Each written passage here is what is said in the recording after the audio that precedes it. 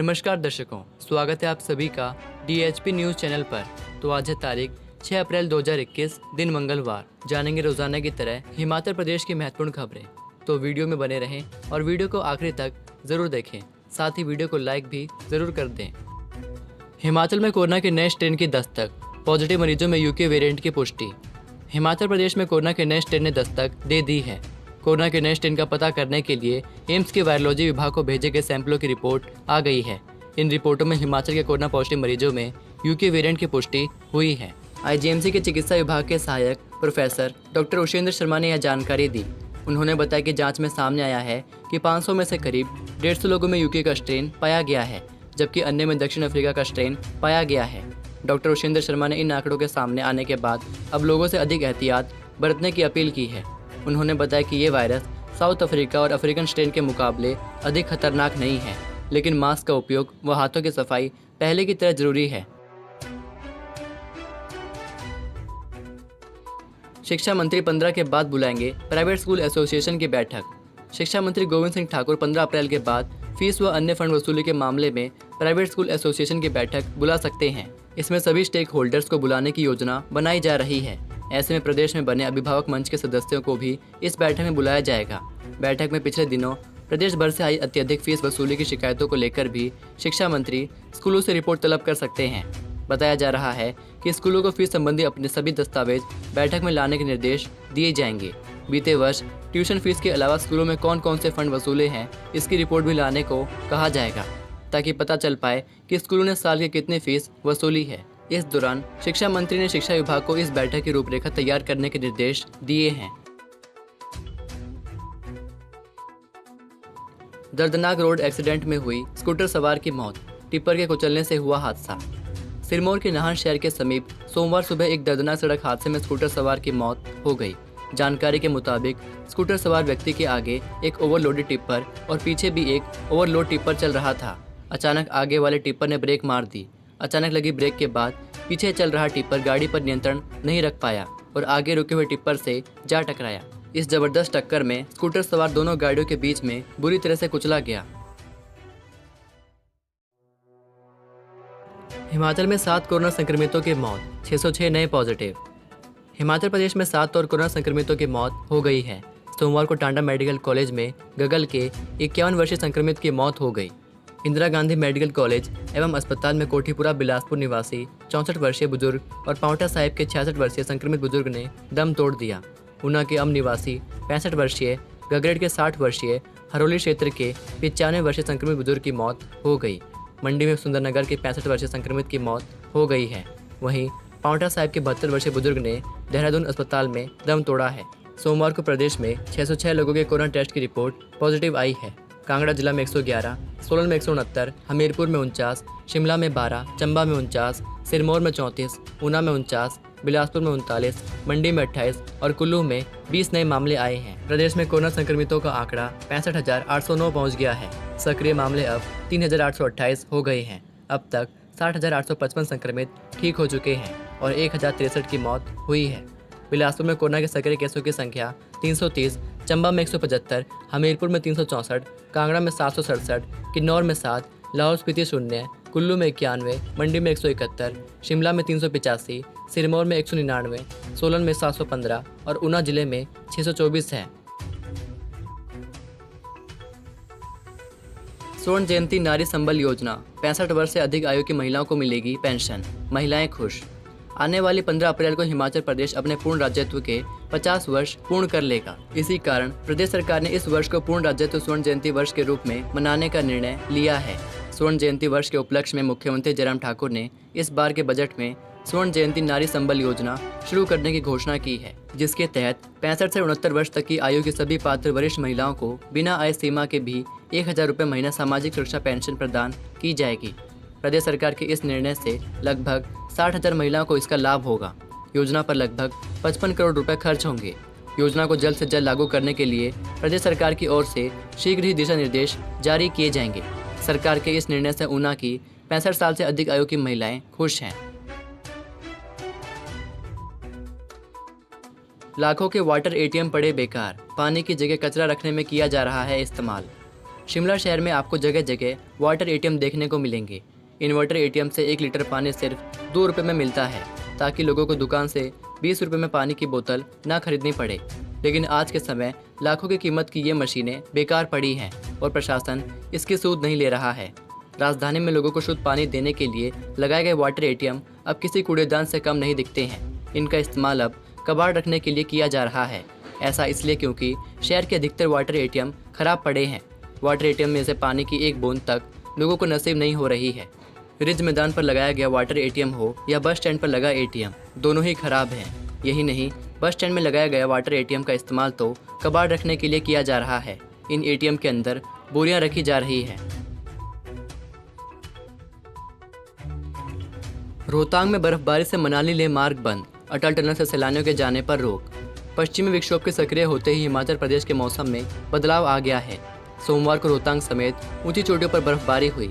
मनाली लेह मार्ग बंद हो गया है। अटल टनल रोहतांग से सैलानियों के आने जाने पर रोक लगा दी गई है। सोमवार को मध्य पर्वतीय और मैदानी जिलों में दिन भर बादल छाए रहे। 7 अप्रैल तक मैदानी और मध्य पर्वतीय क्षेत्रों के लिए अंधड़ और ओलावृष्टि का येलो अलर्ट जारी हुआ है। 9 अप्रैल से प्रदेश में मौसम साफ होने का अनुमान है। मनाली लेह मार्ग के तहत आने वाले जिंगजिंग बार में करीब 15 सेंटीमीटर ताज़ा बर्फ गिरी है। इसके चलते मनाली लेह मार्ग बंद हो गया है। मनाली से पर्यटकों को अटल टनल रोहतांग के नॉर्थ पोर्टल तक भी नहीं भेजा गया। राजधानी शिमला में बादल छाए रहने के साथ हल्की धूप भी खिली। हिमाचल के सरकारी स्कूलों में दाखिले शुरू, शिक्षक भी पहुंचे। हिमाचल प्रदेश के सरकारी स्कूलों में सोमवार से शिक्षकों और गैर शिक्षकों ने आना शुरू कर दिया है।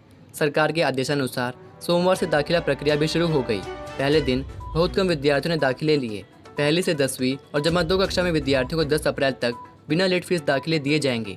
11 से 30 अप्रैल तक 10 रुपये लेट फीस के साथ अगली कक्षा में प्रवेश मिलेगा। विद्यार्थियों के स्कूल आने पर 15 अप्रैल तक रोक रहेगी। अभिभावक दाखिलों से जुड़ी औपचारिकताएं पूरी कर सकेंगे। शिक्षक को फ़ोन कर भी अभिभावक बच्चों को स्कूल में दाखिले दिला सकेंगे। 9 जिलों में धधक रहे जंगल, करोड़ों की वन संपदा हो रही राख। गर्मी की शुरुआत में ही पारा चढ़ने पर हिमाचल प्रदेश के जंगल धधकने लगे हैं। किन्नौर, लाहौल स्पीति और चंबा को छोड़कर अन्य 9 जिलों में पिछले एक सप्ताह से करीब 80 जंगलों में आग लगने की घटनाएं आ रही हैं। राजधानी शिमला और सिरमौर में 5 दिनों से जंगल सुलग रहे हैं। अब तक सैकड़ों हेक्टेयर जंगलों में करोड़ों की वन संपदा राख हो चुकी है। बीते साल लॉकडाउन के चलते बड़ा हरित आवरण अब आग की भेंट चढ़ रहा है। प्रदेश सरकार भले ही जंगलों पर ड्रोन से निगरानी रखने और हेलीकॉप्टर से आग बुझाने के दावे करती रही हो, लेकिन अभी तक धरातल पर कुछ नजर नहीं आ रहा है। पश्चिम बंगाल में बिजली गिरने से हिमाचल के बीएसएफ जवान की मौत। पश्चिम बंगाल के सिंगूर में हिमाचल प्रदेश के कुल्लू जिले के बीएसएफ जवान की बिजली गिरने से मौत हो गई है। हादसे की सूचना मिलने के बाद परिवार के लोगों का रो रो कर बुरा हाल है। महाराजा कोठी वैली में शोक की लहर है। घटना की सूचना परिवार को रविवार रात को मिली। पश्चिम बंगाल के सिंगूर में तैनात बीएसएफ जवान नरेश ठाकुर पुत्र देवी सिंह निवासी गुंगरा पीज महाराजा कोठी वैली कुल्लू रविवार शाम के समय ड्यूटी पर तैनात थे। इस दौरान अचानक बिजली गिरने से वह घायल हो गए। उन्हें बीएसएफ के अधिकारी और जवान उपचार के लिए अस्पताल लाए, जहां चिकित्सकों ने मृत घोषित कर दिया। टेट का शेड्यूल तय, 4 से 18 जुलाई तक परीक्षाएं। हिमाचल प्रदेश स्कूल शिक्षा बोर्ड जुलाई माह में 8 विषयों की अध्यापक पात्रता परीक्षा करवाएगा। यह परीक्षा 4 जुलाई से 18 जुलाई तक 2 चरणों में होगी। इसके लिए अभ्यर्थी 25 मई से आवेदन कर सकेंगे, जबकि आवेदन की अंतिम तिथि 13 जून रहेगी। 8 विषयों के लिए होने वाली यह परीक्षा 4 जुलाई से लेकर 18 जुलाई तक होगी। पात्र अभ्यर्थियों को परीक्षा में भाग लेने के लिए 25 मई से 13 जून तक ऑनलाइन आवेदन करना होगा। इसके अलावा 300 रुपये लेट फीस के साथ अभ्यर्थी 14 जून से लेकर 18 जून तक आवेदन कर सकेंगे, जबकि 19 मई से 21 मई तक अभ्यर्थी ऑनलाइन करेक्शन कर सकेंगे। परीक्षा में भाग लेने के लिए सामान्य वर्ग के अभ्यर्थियों को 800 रुपये, जबकि SC, ST, OBC और दिव्यांगों को 500 रुपये डेबिट, क्रेडिट कार्ड और नेट बैंकिंग के माध्यम से जमा करवाने होंगे। बोर्ड किसी भी प्रकार के ऑफलाइन आवेदनों को स्वीकार नहीं करेगा। कुल्लू में बर्ड फ्लू की दस्तक, मृत मिले कौवों के सैंपलों की रिपोर्ट पॉजिटिव।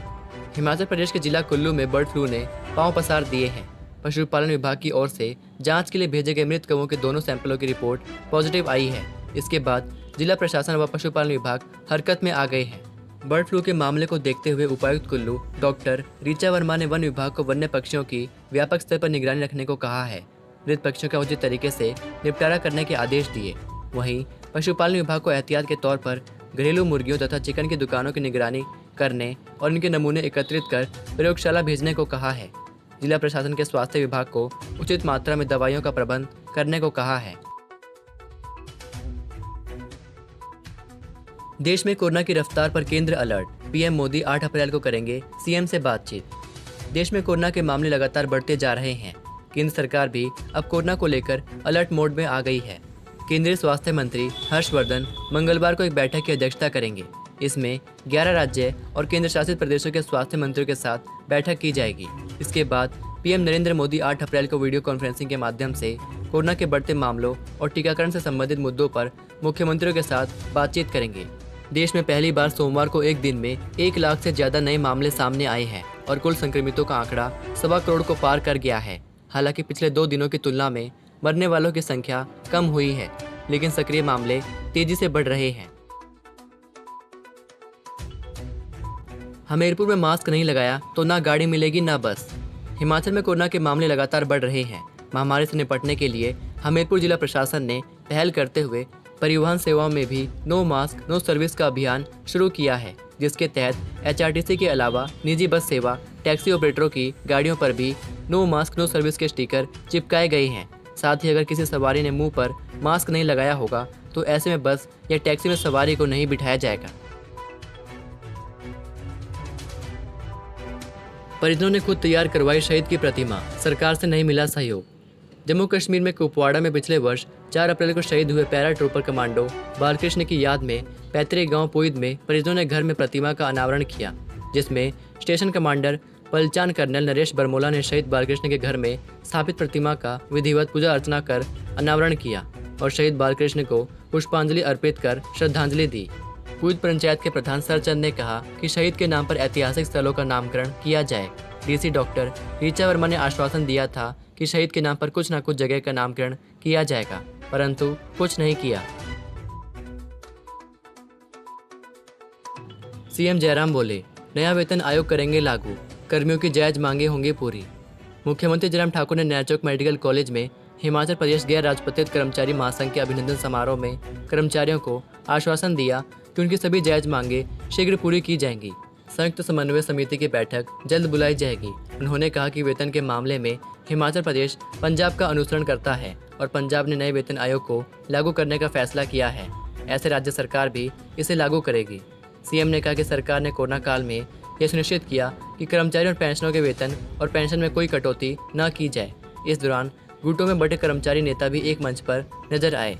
मुख्यमंत्री ने कहा कि सरकार ने नई पेंशन योजना के अंतर्गत मूल वेतन, महंगाई भत्ता और एनपीए का राज्य हिस्सा 10% से बढ़ाकर 14% करने का निर्णय लिया है। इससे राज्य सरकार के लगभग 80,000 कर्मचारियों को 250 करोड़ रुपए का अतिरिक्त लाभ मिलेगा।